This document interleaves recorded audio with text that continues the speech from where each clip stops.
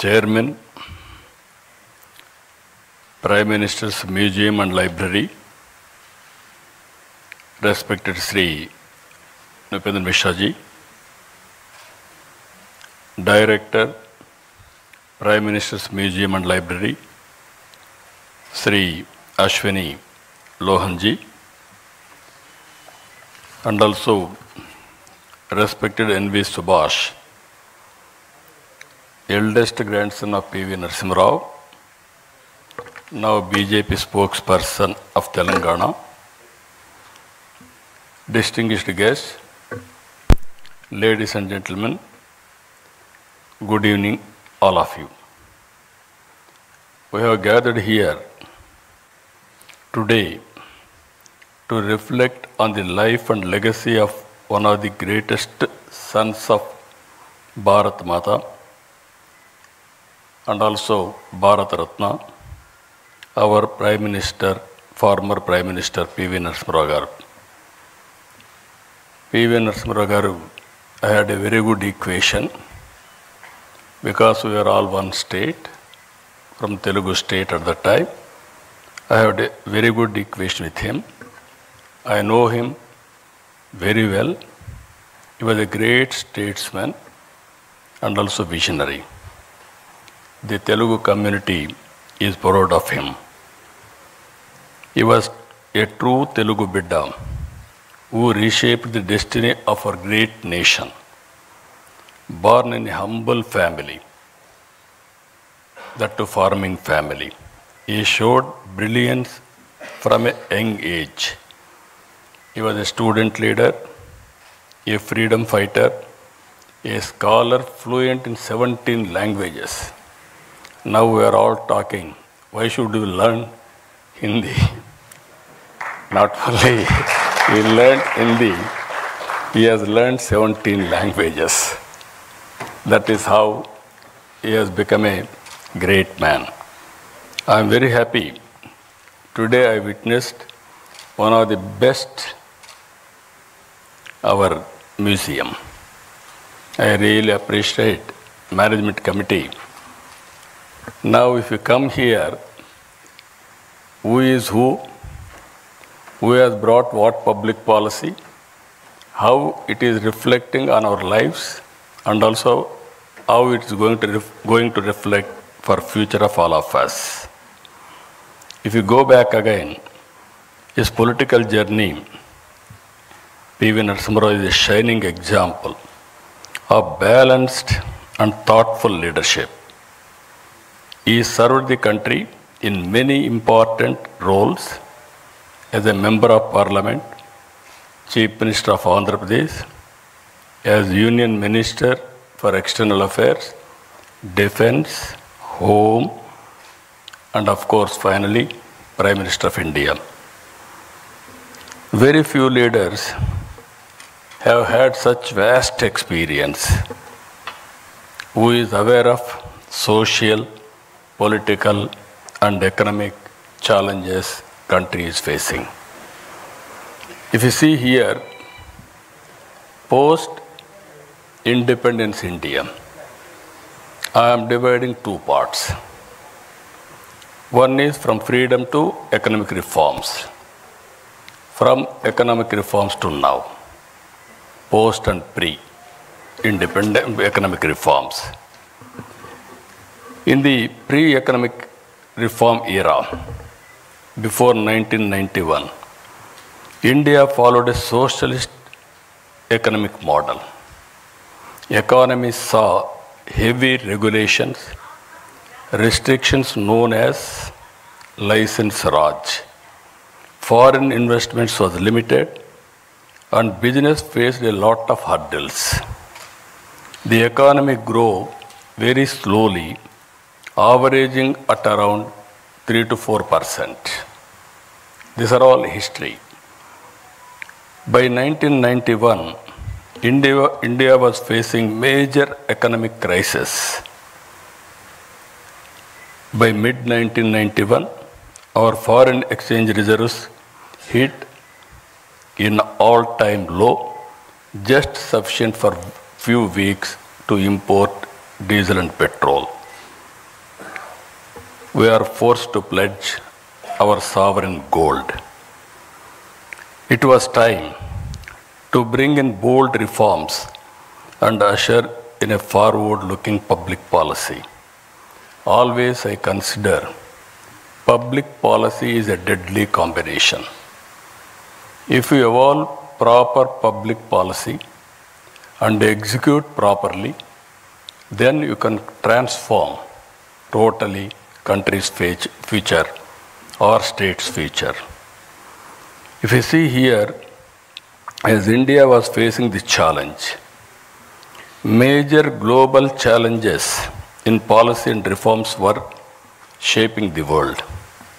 In 1978, Deng Xiaoping, just now, Chairman has introduced P.V. Narasimha Rao, was Deng Xiaoping of India. His philosophy, economic philosophy in China, which is summarized by the famous saying, always I used to quote this quotation, it should not matter if a cat is black or white. If it catches mice, it is a good cat.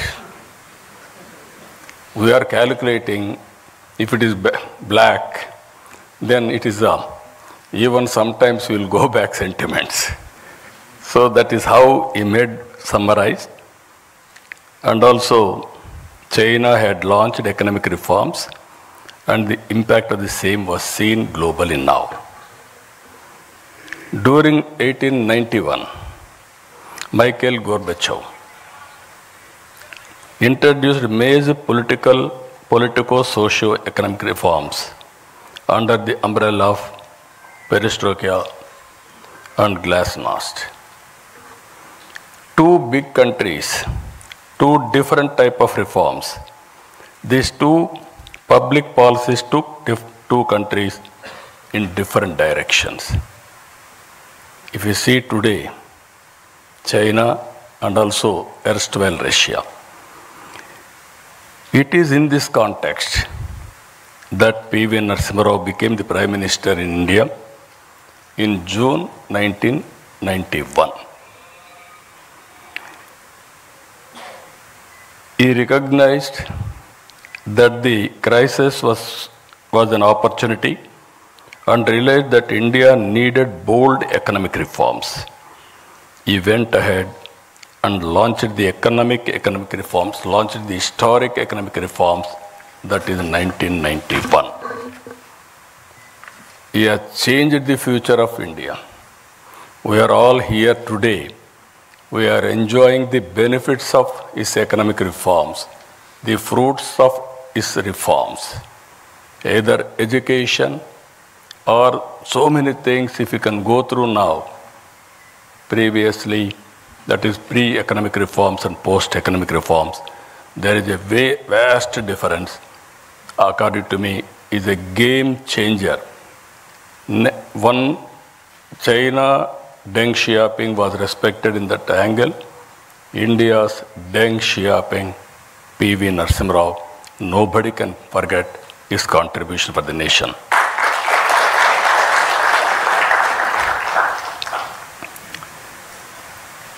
It is important to note that he was heading a minority government, not a comfortable government. To bring in bold reform, political consensus is required.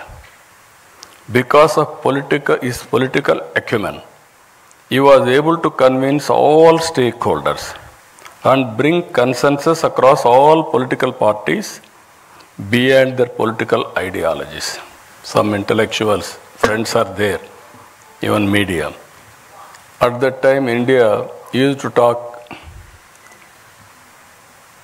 some parties are talking communism, some parties are talking capitalism, some people are talking socialism. But to convince all these people and bring in one platform, it's very difficult. That is the greatest achievement P.V. Narasimha Rao Garu was able to achieve. I really compliment him. P.V. Narasimha Rao Garu ended the license Raj and made it easier to start and run businesses. He opened up the Indian economy to foreign investment. He reduced import duties, simplified taxes, and allowed private and foreign players into many sectors. He removed restrictions on trade and brought in financial reforms. Thanks to reforms, India's balance of payments crisis was addressed. Economy opened up and started slowly growing steadily. The reforms helped improve the overall economic environment and set the stage for future growth. Because of these reforms, around 1995, IT revolution has come. Indians has taken first mover advantage in IT. And also today, we are having a windful gain. That is where demographic dividend. All countries are facing aging problem. Only India is having advantage by having this type of youngsters. They are the future. I am 100% confident India will become very powerful in course of time. Because of this combination of three strengths, economic reforms, first mover advantage of in IT, and democratic dividend, India started moving ahead. After Narasimha ji, Atal Bihar Vajpayee ji laid the solid foundation for the development of physical infrastructure and telecom revolution in this country. I am very fortunate I was associated with him. Napendra Mishra ji was with Prime Minister as Principal Secretary at that time. We had a wonderful time. He was able to achieve major milestones in the field of infrastructure projects, national highways, airports, ports, power projects, telecom, and setting up of information technology and industrial parks to boost industrial production and exports. India witnessed, that was his era, nobody can forget about his contribution. India witnessed coalition governments from 1989 till 2014. Because of economic reforms, coalition governments were able to produce better results, which the governments with clear majority in the past were not able to produce. That is where I am saying pre-economic reforms and post-economic reforms, that is the power of public policy. A turning point came in 2014. The electorate gave a strong and clear mandate to a bold and visionary leader, Honorable Prime Minister Narendra Modi ji. He brought bold initiatives like Digital India, Make in India, Startup India, and Atmanirbhar Bharat. Under the leadership of Prime Minister Narendra Modi ji, India had a new phase, one marked by confidence, clarity of purpose, and bold decision making. Under his leadership, India has moved from the 11th largest economy in 2014 to 4th largest economy in 2025. India became the 3rd largest economy by 2028. Modi ji brought not just political stability, but also a renewed sense of national pride and global respect. His strong stand against terrorism showed the world that India could no longer stay silent in the face of threats. Good relationship across all countries has become the hallmark of his policy for global good. The goal is not just to grow fast, but to grow fairly, where every citizen, every region, every sector shares fruits of progress, rightly called Sabka Saath, Sabka Vikas, Sabka Vishwas. Recently, the World Bank latest estimates, India has achieved a remarkable position as the fourth most income equal country globally with a Gini index score of 25.5 and a score of America and China are much below at 41.8 and 35.7 respectively. Here we have to understand with public policies. Public policy is meant for people, not to make more and more rich. Wealth has to be created. Under the same time, even haves and have-nots, the difference we have to reduce continuously. That is the best policy Narendra Modi ji has brought. I really compliment him. Better than America, better than China, that is India has achieved for the last 11 years. Over 17.1 crore Indians have been lifted out of extreme poverty in the last decade, a testament to the success of Narendra Modi ji. Modi ji has translated the hopes of a young nation into action through initiatives in infrastructure, digital transformation, welfare, and international diplomacy. For a good public policy to achieve its maximum impact, it is important to have a stable government and a visionary leader. Today, our country is fortunate to have a right leader at the right time, at right place. Everybody should recognize it.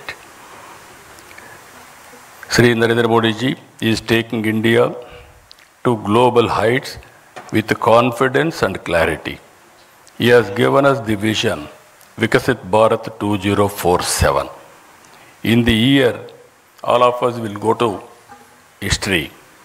In the year 1978, when China started economic reforms, if you compare India and China, $140 billion economy, both are same. And if you go to America at that time, you see America, $2.3 trillion US economy. From then, if you compare both China and India, one stage, America 15 times higher than these two countries. Today, if you see US, China and Indian economy, 30.5 trillion America, 19.2 trillion China, 4.2 trillion India. The US economy, which was 15 times bigger than China in 1978, is only 1.5 times bigger now. They are catching. The US economy, which was 15 times bigger than India, is now 7 times. We are behind. If you see here, India has consistently demonstrated their excellence on the global stage, earning recognition for the talent, technical expertise, and innovative thinking, whether in space technology, or healthcare, or entrepreneurship. Indian professionals have shown that they can compete and lead the highest levels globally. You are seeing recently around 20 who are all best people, wealthiest people in the global community, who are all migrated, 2 are from India. And also 125 global rich people, around 12 are from India. Our people globally are doing extremely well. I don't have any doubt about it. That is their performance today. The world will look to India and Indians for delivering solutions that drive progress and transformation across industries worldwide. The stature and performance of Indians across various leadership positions globally is already visible. It is important to take this to the logical conclusion. All of us, it is a very historical occasion. All of us has to remember P.V. Narasimha's contribution. We have to pay homage to him. And also we have to remember Atal Bihar Vajpayee ji. He has contributed to the great nation and also very strong foundation he laid. And at the same time, earlier I told you India is having three strengths. One is economic reforms. Second is demographic dividend. Third one is first mover IT advantage. Now we are having one more advantage. That is very strong and stable leadership, Narendra Modi ji. I am telling you this with my heart. I have seen all politics for the last 5 decades. Pre-economic reforms I have seen. Post-economic reforms I have seen.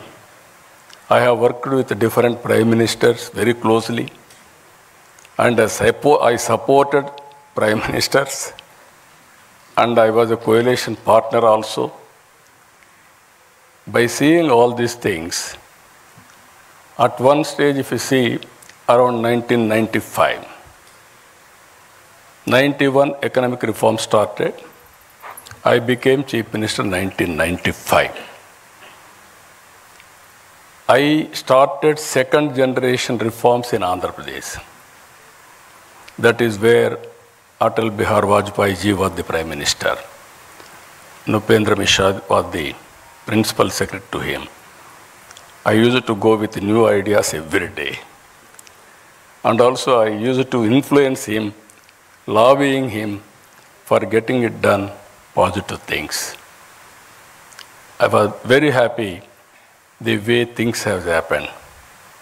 I remember very well when he was with PM. One day I went to Honorable Prime Minister one idea. That is roads, national highways. Youngsters may not remember at the time. All our roads are in bad condition, full of potholes. To travel one place to another place, very difficult, miracle. Then I asked him, we have to change this policy. I went to Malaysia, small country, 2 crore population. They had 8-lane road, east and west coast corridor, one of the best road. I traveled 200 kilometers that road. Then I came and asked him. He constituted a committee. We gave a recommendation. First proof of concept we have done in Andhra Pradesh, that is Nellore to Chennai. Now golden quadrilateral road. And also every road if you see now, we are not inferior to anybody in the world. Much, much better roads we are having. That is the achievement we are able to do. Second one, I had a bitter experience at that time. Telecommunication. Now, fortunately, you are all having cell phones. So you didn't remember olden days. We had only 2 companies. One company, BSNL, domestic calls. Another company, VSNL, international calls. If you wanted to call, we have to register a call through manual exchange. You will write down. At that time, there are different calls. Ordinary call, emergency call, lightning call. Lightning call used to come once in a week or 10 days. That is what you call lightning call. If operator wanted to connect anywhere, you can connect within no time. Then I went to Honorable Prime Minister at that time. I requested him, China is moving very fast. Why can't you move? Then he asked us to constitute a committee. 2 members, myself and Honorable Finance Minister, both of us gave a report. That is how deregulation has come. Today, every ordinary man, wherever he is having a cell phone. Now, jokingly, I am telling today, with all meetings also, people heckled me at that time. Cell phone can give food. They vulgarly, sometimes political attack also. Even Shekhar Gupta is there from the beginning. He was witnessing me. But today, wife can live without husband. Husband can live without wife. But both of them are unable to live without phone, cell phone. Cell phone has become a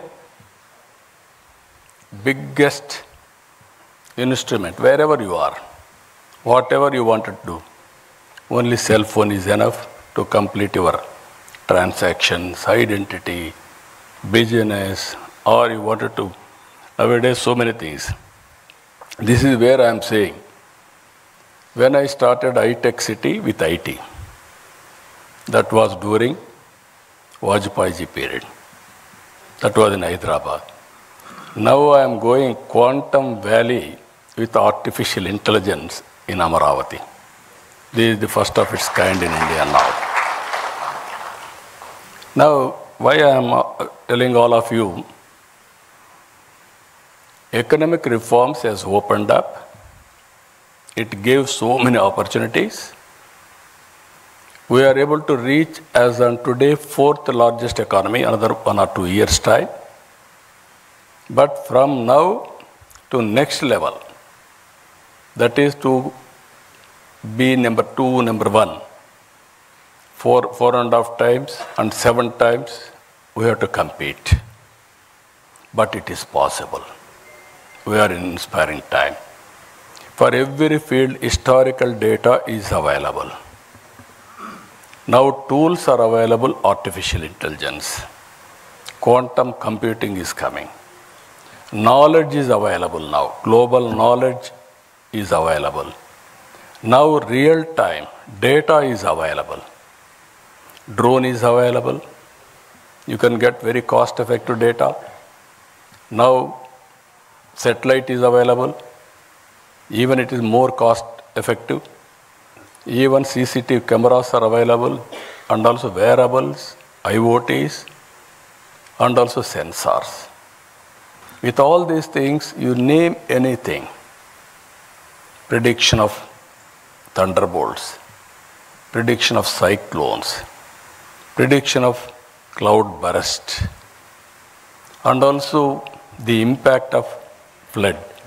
Everything, even wind, direction of wind, pest in the wind, even so many things are going to come. Reservoirs, water levels, groundwater level, even soil moisture. So like that, 40 to 50 parameters, it is available for public. With all these things you can apply, solution will be 90 to 95% accuracy. But how to use all these things, that is the leadership quality. So I am saying today, we are inspiring time, we are in inspiring time. Another 20 years is very, very crucial for India. If all of us will work with a dedication, and also if you see here, India will move from being the 11th largest economy to 3rd position by 2028. Now we have to move upward to number 1 globally. It is possible, but you wanted to achieve 4.5 times China, 7 times America. But with the determination, at the helm of affairs, strong leadership, that is Narendra Modi ji, all of us will work And I am 100% confident by 2047, we will be number one economy in the world. That is the great country we are heading, great occasion all of us are having. So, ladies and gentlemen, I say with this confidence, when we celebrate 100 years of independence in 2047, India will be number one economy in the world. The Indian community will be number one, and Indians will lead the world in skills, ideas, and innovations.